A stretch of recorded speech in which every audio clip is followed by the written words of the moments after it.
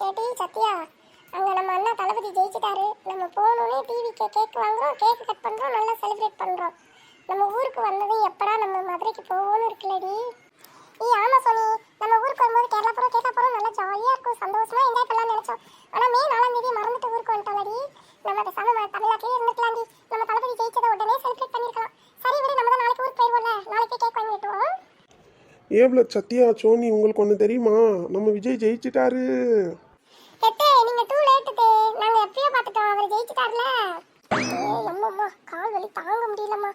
ஆனா நல்லா இருக்கு இங்க வந்து நம்ம தங்கி இருக்கிறது. வேலைக்கு சாப்பாடு, நல்ல தூக்கம், நல்லா சுத்தி பார்க்குறோம்ல சின்ன பொண்ணு, நல்லா இருக்கு.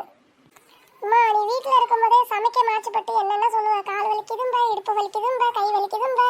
இப்போ இங்கே வந்தோடனே உனக்கு எதுவுமே வலிக்கலையாம்மா? சோனி, அதை பற்றிலாம் நீ பேசாத சோனி. அடுப்பங்கரையிலேயே நின்று 24 மணி நேரம் உங்களுக்கு சமைச்சு போடுறாங்க. ராணி அக்கா பாவம் தெரியுமா? அது சமைக்கிறவங்களுக்கு தான் அதோட வலி வேதனையும் தெரியும்.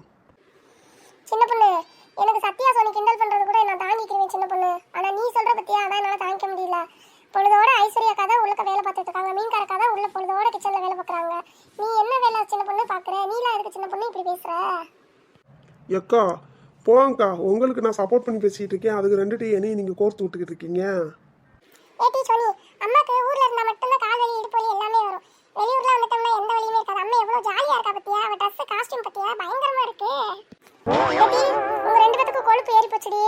ஊருக்கு வாங்க, ஊருக்கு வந்து பழையபடிக்கு நான் தானே சமைச்சு பண்ணணும். அப்போ வச்சுக்கிறேன், ஊருக்கு வாங்க. ஏம்மா கோச்சிக்காதம்மா, சும்மா விளையாட்டுக்கு சொன்னோம்மா.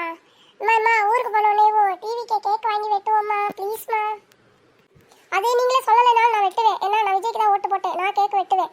நீங்க ஒன்றும் எனக்கு சொல்லணும்னு அவசியம் கிடையாது. என்னை சமைக்க மாற்றப்பட்டவன்னு சொல்லிட்டீங்கல்ல, ஊருக்கு போய் உங்களை வச்சுக்கிறேன்டி. ஹாய் ஃப்ரெண்ட்ஸ், எல்லாரும் எப்படி இருக்கீங்க? நம்ம 2 நாளாக வீடியோ போடல. அதுக்கான ரீசன் என்னன்னு பார்த்தீங்கன்னா, பிள்ளைங்களுக்கு ஸ்கூல் லீவ் விட்டுருக்காங்க, காலேஜ் லீவ் இருக்கா, அதனால நாங்கள் வந்து கேரளா டூர் போயிருந்தோம் ஃப்ரெண்ட்ஸ்.